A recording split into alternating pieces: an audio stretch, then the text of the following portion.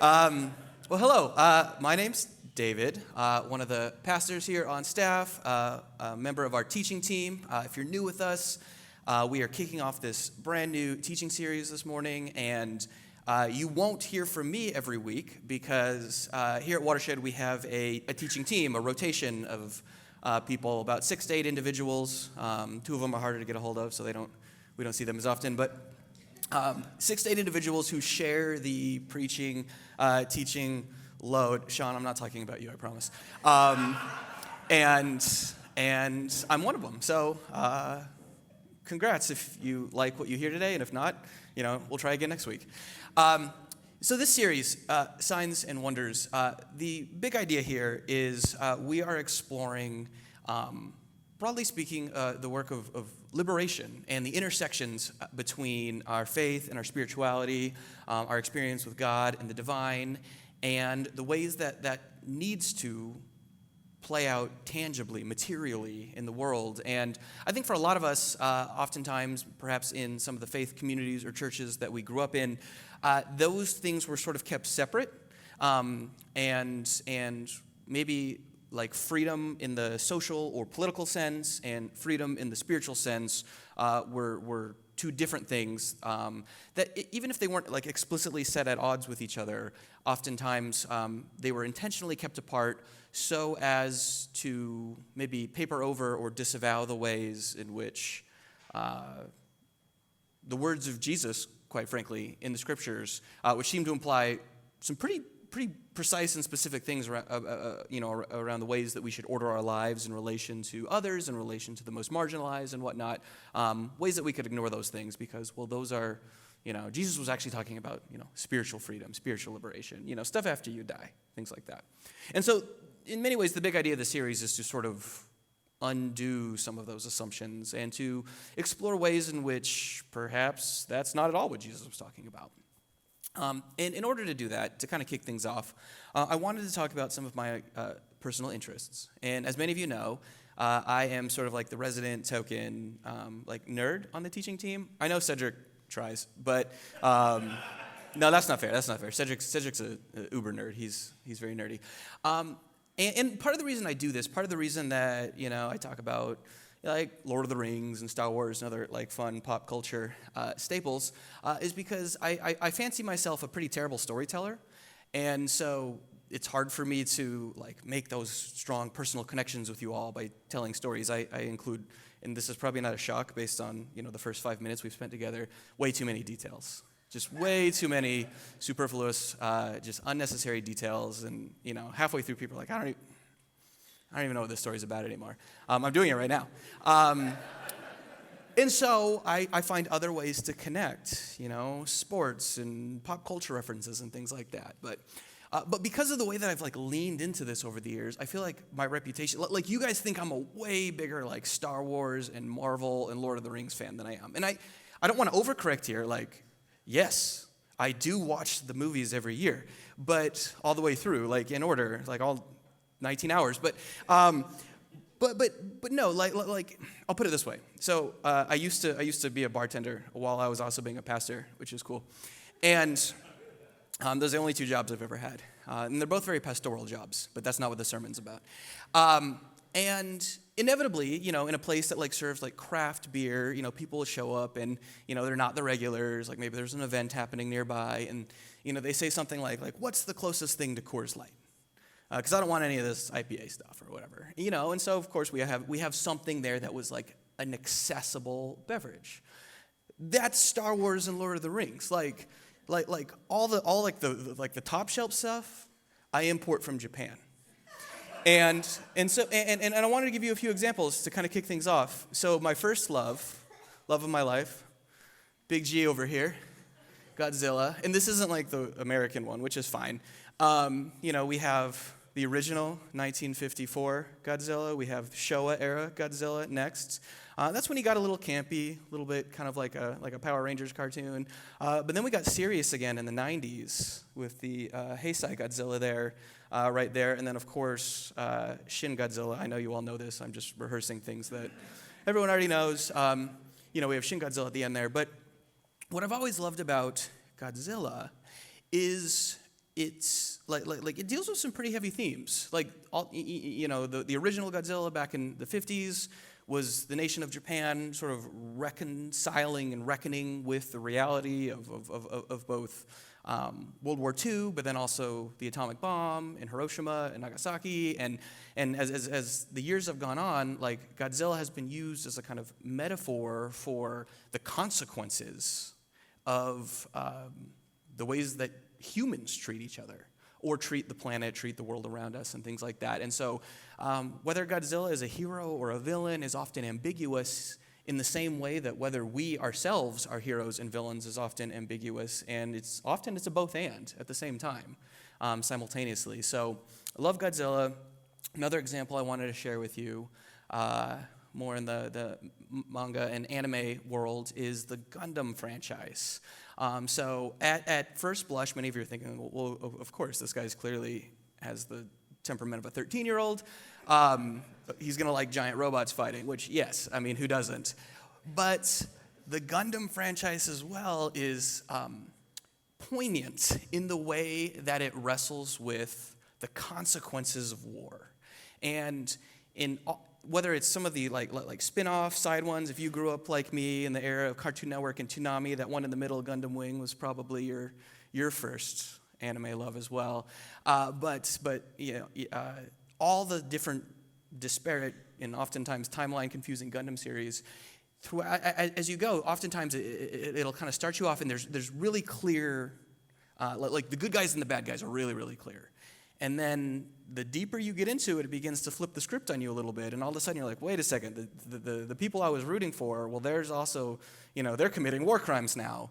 And these other people who seemed like they were being portrayed as literal, like, Nazis at first, all of a sudden now we kind of, and it gets really, really blurry. And I like that because I think,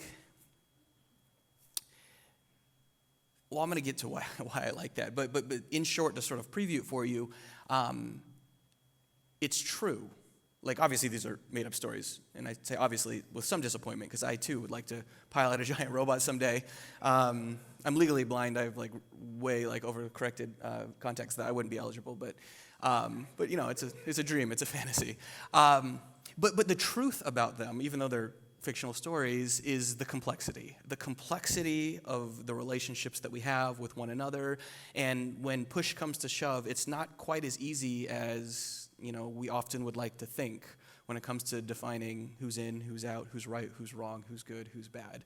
The hero and the villain are often one and the same. More recently, last one, I promise. More recently, I've gotten into a manga series, which also has a phenomenal anime, which you don't even have to have Crunchyroll for. You can watch it on Netflix, called Vinland Saga. And this one might surprise some of you because it's just like it's like historical embellishment. Like there's like it's about Vikings, but like Thor, like the god, isn't in it. Like it's very, very grounded, and it's loosely based on history, but if there's sort of like an overarching theme, these are two of the main characters. I know I said Thor isn't in it, but this is Thor's and Thorfinn. It's a common name.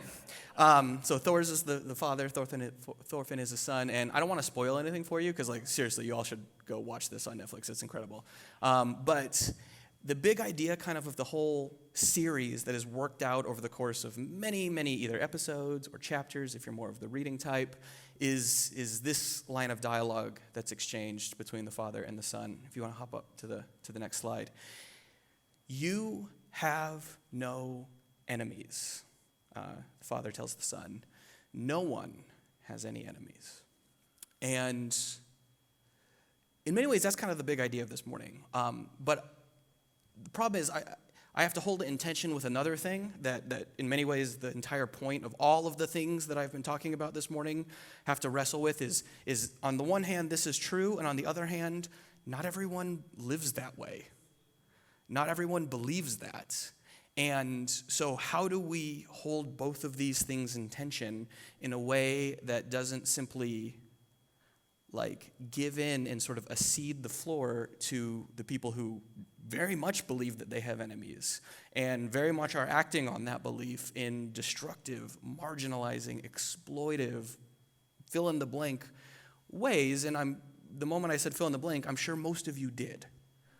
Because it's really actually not hard to have an enemy. It's really easy to identify an enemy. And not only is it easy to identify, it feels good to have an enemy. It might not always feel pleasant or pleasurable, but it is enjoyable. There is some sort of, psychic release that we get when the lines are clearly defined, when it seems really black and white, when we have this certain level of certainty, and when we can imagine or fantasize that if we can just eliminate, be it figuratively or literally, whoever we filled in the blank with, we'd finally have it. We'd make it. We'd be good. Everything would be good at that point. And I want to name up front that I'm just guessing because I know many of you, and those I don't know, I trust that.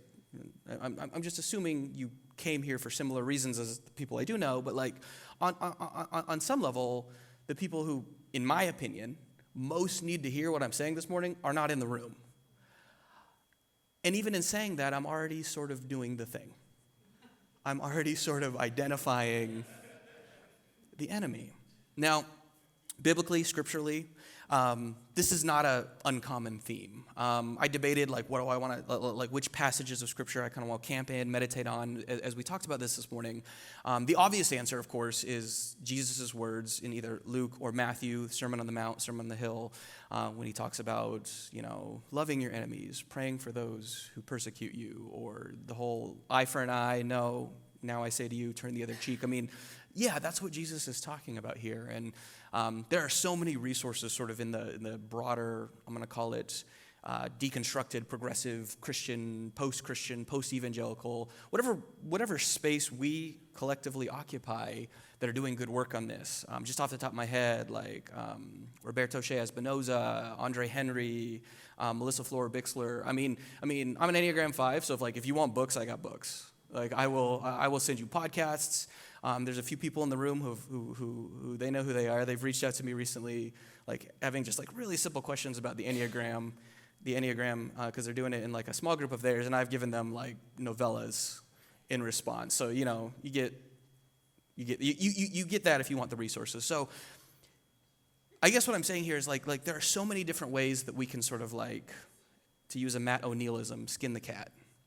He says that because he's from Kentucky. But so whether we say, you don't have enemies, or you do, but you need to love them, to some degree it's semantics. The big idea here is that defeating our opponent, eliminating our opponent, it won't play out the way that we fantasize that it will. And so the passage that I did end up going with is in Ephesians. You have definitely heard it before, but probably not in the way that I'm going to talk about it this morning. And it's in Ephesians 6, and it says this: "For our struggle is not against flesh and blood, but against the rulers, against the authorities, against the powers of this dark world, against the spiritual forces of evil in the heavenly realms." Now, again, I'm just guessing here. The way that this was probably, if you did hear this preached upon or talked about or taught on growing up, it was probably in relation to like literal spiritual warfare. In fact, if anything, this would have been one of the passages maybe where someone would have gone out of their way to say, no, we're not talking about actual political, social, human relations. We're talking about angels and demons and stuff like that. This is in the context of putting on the full armor of God, which, as I say that, I'm remembering a way that I used to teach this in a very different church context to preteens, and I'm feeling kind of guilty about that. But neither here nor there. I'm sure they'll turn out fine. But no, and here's the thing. I don't want to necessarily. I don't want to overcorrect here. I don't want the pendulum to swing all the way back and say that this has nothing to do with spiritual realities. I think cards on the table, my personal position is probably that this isn't talking about literal angels and demons and stuff like that, but it's also saying something that's more than mere metaphor, more than when we talk about systems of oppression, when we talk about ideologies, beliefs, things that people can become caught up in that lead them to do terrible, terrible things, to think terrible, terrible things, to practice terrible, terrible things. It's there's something more going on there. I'm not sure I would, at this stage in my faith journey, imagine, Frank Peretti style, if you know that reference. That there's, like, someone know the reference, that there's, like, literal, almost like, I don't know, like a demon behind every bush. And yet I want to say that there is something more going on, more that we can get sucked into than just words and ideas, mere metaphors. But the big idea here, I'm going to call this like a walk and chew gum at the same time idea. You guys get that metaphor? Talking about something that, kind of the both and, something that we can do simultaneously. Because here's the reality. In the context of like I don't know, what we're up against, if I can put it that way, oftentimes the idea that I'm talking about this morning, reminding you, I don't know, hoping that you can see and maybe agree that you don't have an enemy, has also been used as a means of saying, like, and therefore, like, you're getting too worked up over the injustices that you're seeing. And I don't want to say that, okay? Like, there are realities right now, disproportionately for some of you in the room. And we're on the precipice of Pride Month here, so I'm thinking particularly, but not only around, about our LGBTQIA siblings, but there are many forces of exploitation and marginalization in this world right now. So please don't hear what I'm not saying. The takeaway from this cannot be because our enemies are not each other, they're these systems, these powers, these principalities, therefore passivity is the takeaway. No. It's, to draw from one of the authors I mentioned earlier, Melissa Florer-Bixler, it's how to have an enemy, or how do I posture myself knowing that this person who is standing either against me or against people who I know and love, or against people who are vulnerable and marginalized, how do I posture myself towards them in a way that does not reduce them to an enemy, but still valorizes and prioritizes the safety of the marginalized person in my midst? Or maybe you are that person. How do you prioritize your own safety? How do you advocate for your humanity in the face of hate? And I'm not necessarily going to definitively answer that question today, in part because it's a really complex, nuanced question, and sometimes case by case, and in part because the whole point of this entire series is to explore that together over the next 6 weeks. But what I do want to say, I guess what I do want to warn against, is what I'm going to call kind of the scapegoating fantasy. And I think, not to oversimplify, but I think I would suggest that, like, all of our, it's more complex than this, but almost any instance of marginalization, of hatred, of racism, sexism, heteronormativity, ableism, all of it is often based on this really, really basic formula. There is something that we feel as if we're lacking, something that we imagine is going to make us whole, make us fulfilled, and we don't have that thing.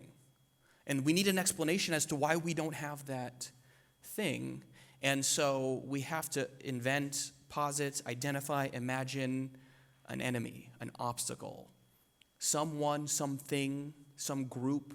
If we can just overcome this fill in the blank, then we'll have the thing. Now, the terrifying thing is oftentimes we see that play out, and then it's not enough. And so we end up with these cycles of ever-deepening violence, ever-deepening exploitation. That's bad enough, but then sometimes, and this is what many, the Gundam franchise that I mentioned earlier, this is literally sort of like the premise of what it's all about.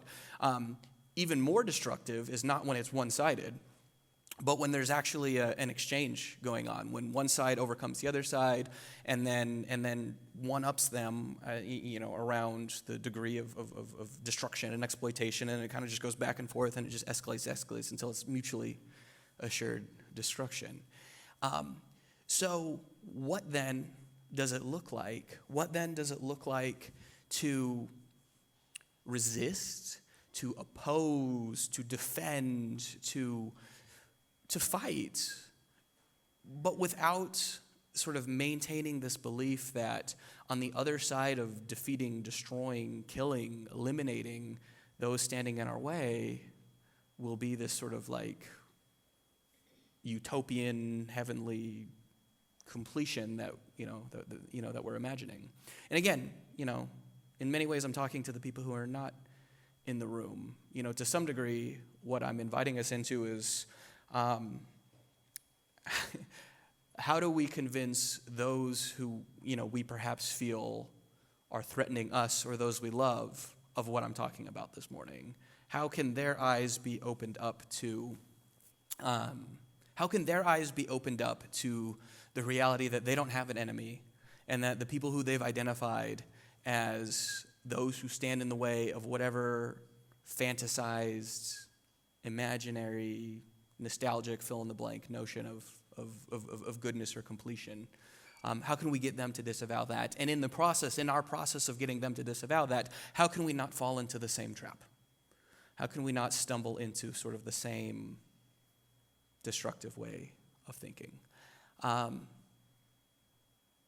for all the ways that I've deconstructed my faith over the years, I really do think the authors of Scripture, Jesus, Paul, yes, even Paul, have things to say about this. We see, of course, I already mentioned the Sermon on the Mount. We see the ways that, Jesus talking about, loving your enemy, turning the other cheek, an eye for an eye, for example, just to give you some historical context, was a revolutionary idea in its time, because it existed precisely to eliminate sort of like the one-upsmanship.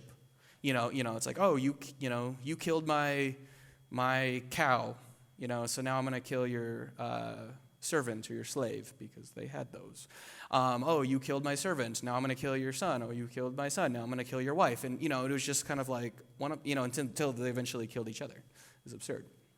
So when Jesus is coming in and saying, like, no, like, so the idea of eye for an eye was like, no, like equal measure. Like, what does that look like? You killed his cow, you get to kill his cow, something like that. And Jesus is trying to take us through and beyond that to something more. And so, again, this is just the intro week, but the thing that I think I want to leave you with, and I'm going to tell a story in just a moment. Band's going to come back up; it'll be great. But to set that up, the way I think I want to frame it is this: is I think oftentimes the reason we find the enemy thing so easy is because, well, one, like I already said, it feels good, but also we have this limited purview. We can't imagine that things could be otherwise. The reduction of our experiences of others to this sort of friend-enemy distinction, and I'm using that language specifically as the language of Carl Schmitt, who was kind of the academic sort of like brainchild behind the Nazi regime. This friend-enemy distinction, it feels inevitable. And I think there's a sense in which we need to fight against the inevitable, because if we don't fight against the inevitable, then we'll never actually know if it really was inevitable. Another way of saying that might be there are things that we think are impossible that we need to realize are merely unprecedented. And they remain impossible insofar as we buy into the impossibility of them. But if there's a, call it miraculous, call it supernatural, call it practical, I would. If there's a takeaway, from the pages of Scripture around this, it's often that leaning into the impossible will then reveal it as merely unprecedented, and new horizons, new possibilities of what could be, what should be, what might be, begin to emerge. And in many ways, this was the story of the early church. This is the story of the New Testament. And so kind of in closing, I just want to give you some practical examples that I've become aware of recently. The first, actually, some of the people in this room joined me at. So believe it or not, and I've mentioned this a few times from stage now, I'm just going to keep mentioning it because I really want us to be involved with this. Believe it or not, in Union County, of all places, in the city of Monroe, there is a robust pride movement, and just a really incredible drag scene. And just a few weeks ago, I had the privilege of some friends of mine going to a drag show down there. And if you want to see modeled what I'm talking about, you got to go to a drag show. Like, really, probably any of them, this would be true, but if you want to join me all the way down in Monroe, Well, you have to tell me well in advance because the tickets sell out really quickly, but which is a good thing. But in this space, like contradictory things are sort of held true in intention. It is simultaneously a space where the lived realities of LGBTQIA persons are named. I mean, there are literal protesters standing outside, and they talk about the laws and the legislation that many of the people in this room right now are up against in our country right now, and talk about the need to show up in solidarity, to vote, to organize, to do all these things. And in the midst of that, the drag queens themselves, the people who are, amongst the most right now in our society being ostracized and demonized and slandered, are the people who are still, nevertheless, sort of standing behind, preaching, I would call it that. They are preaching a posture, a doctrine of love and inclusion, of even though these people are saying these things about us, they don't know, they don't understand. So how can we come together safely in solidarity with one another? But how can we open their eyes to the fact that we are not, I'm speaking with and for them, that we are not their enemies, that we are not here to destroy them, so they don't need to destroy us. So if you're looking for like a practical takeaway, the first thing I would say is like go to a drag show. Bring your kids. They'll tell you if it's not appropriate for kids. They're good about that. They usually are. And if you are part of the, hint, if you are part of the Southeast region, Matthews, Mint Hill, Stallings, Indian Trail, come to this one. Let's continue to get involved with this group, and the rest of you regions are going to have other opportunities. If you don't know what those opportunities are, before you come to me, I'm going to tell you can come to me in a second. Before you come to me, go to each other. You all probably know about things, whether it's LGBTQI liberation related or not. There are so many things going on, needs happening here in the city that many of you all are aware of. And Matt talked about it a few minutes ago. We have numbers. That's huge. But then beyond that, I mean, Matt already named some of these things, but like join us on the 8th for this Parkview screening. It is going to be heavy, but it's an opportunity to hear not just what's happening, but Ray McKinnon's going to be here. Bishop Tanya Rawls is going to be here. These are leaders within our city who have been standing in solidarity, doing this work for years and years, and we're going to be able to dialogue with them about ways that we can show up collectively, practical solutions. Join us for that. Join us 2 nights later when Trey Pearson is here. Trey's story is beautiful. It's incredible. And he provides a model of hope and celebration amidst these realities. He is a success story of someone who's doing the hard both and work of standing up for the dignity of his humanity while at the same time resisting the urge to make an enemy of those who have called him.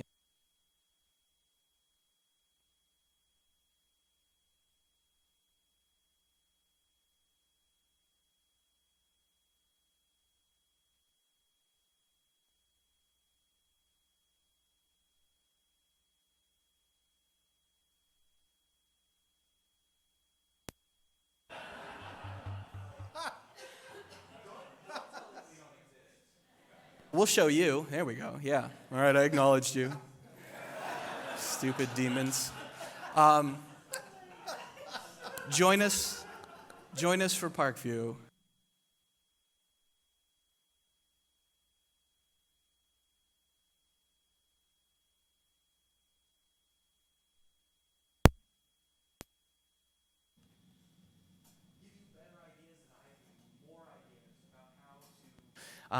Be allies, be in solidarity, be co-conspirators around, this difficult tension of resistance and love. Because here's the thing, especially for those of you who are probably feeling it most. You can't help but feel like this is a fight, like a war.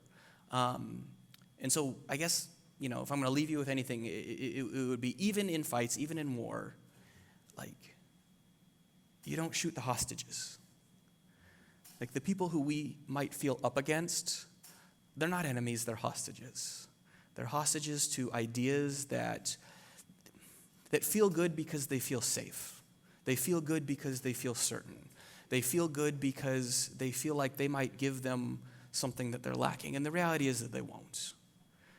There could be nothing more disappointing to the people we might imagine to be our enemies than for them. Nothing more disappointing for them than for them to win and discover that defeating us or defeating y'all or defeating the people who they've imagined need to be defeated doesn't fulfill them.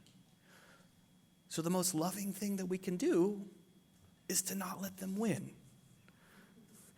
To not give them the dissatisfaction, the melancholy of destroying the most marginalized among us. So that's half our challenge, and then the other half is to not do the same thing to them, to not reduce them to what they are tempted to reduce many of us, many of you to. Holding that tension, resistance and love, breaking the binary, so to speak. That's what this series is about. I hope we'll see you throughout the series. I hope we'll see you at some of these events we have coming up. Awesome opportunities to just show solidarity with the vulnerable among us. Thank you for being here this morning. Grace and peace.